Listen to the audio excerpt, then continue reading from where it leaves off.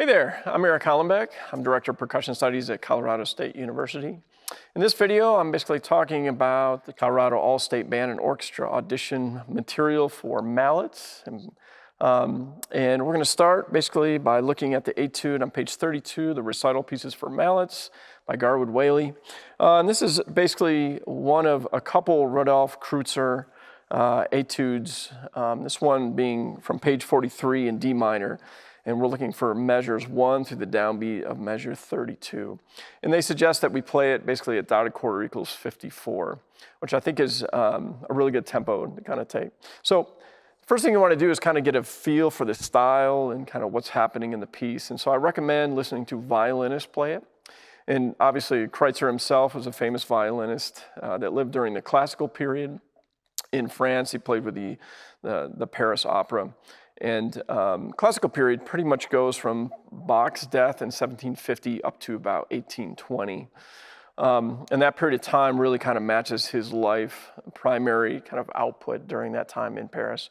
So this etude was originally obviously written for a violin. You want to listen to a violin so you get an idea of how they kind of pace it, how they phrase it, and the overall sense of kind of tempo and feel for the piece.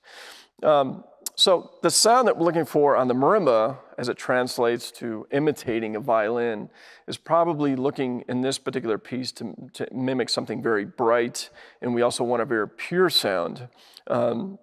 So therefore, there's a couple things. Obviously, we can talk about mallets, and the mallets I use are the Innovative Percussion 814s. Which are also known as the green Mark IVs, if you will. But the sound we get is really relatively bright compared to other mallets, and there's quite a bit of weight, which really works in the top end of the instrument to get, I think, a really pure sound from the instrument. So you want to play all the notes in the center of the bar. So as you're playing B flats, C sharps, which are indicative of the D natural minor, D harmonic minor that are used a lot in this piece. You really want to kind of move to the center, not play on the edge of the accidental bars, again, to get that pure kind of equal sound. So something you want to do in this piece is you want to imply the meter. It's very important. Obviously, it's kind of an etude, so we don't have a designation towards a dance, but it really feels like a Baroque jig to me. And jigs typically get emphasis on one of a dotted quarter.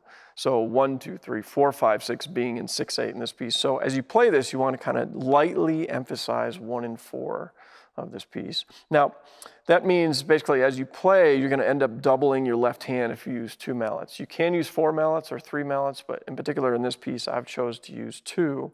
And therefore, as I play it, I want to make sure that your left hand is going to end up doing. And that little figure right there, which is double stop, as you play that, you want to kind of make sure that's light and not too heavy. You don't really want to accent that heavily. So just be careful kind of how you handle that. And that figure right there, that it's going to come over and over, and you want to make sure those double stops together and it's not too heavy on the double stop itself. This piece, this etude actually goes through quite a few keys. We're talking about basically D natural and harmonic minor, G minor, E harmonic minor, and C major. So all those scales I would basically work on out of context so you get used to seeing those patterns. And this etude, in particular the mallet etude versus the snare drum versus the timpani etude, is really a place where you want to probably use the most expressive interpretation that you can use. For the snare drum, you really want to play exactly what's on the page, very non-expressive. Same with timpani. Timpani, you can do a few inflection things that are in the music, but generally you want to make sure that you're, on the mallet etude, really inputting your own personality and your own sense of direction. You'll hear this in the violin parts, but generally as lines ascend, you can crescendo. As they descend, you can decrescendo. There's a lot of repetition in this piece, and it's pretty much written in 4-bar phrases.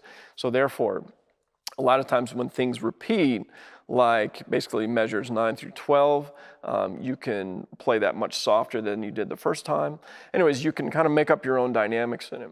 And basically, it should be always moving dynamically to someplace within the 4-bar phrase. So hopefully my performance of it, you can kind of get that in it. But this is where you're going to be expressive versus the other instruments are a little less expressive. So take that opportunity to kind of give the judges that. So anyways, thank you very much, and enjoy working on this one.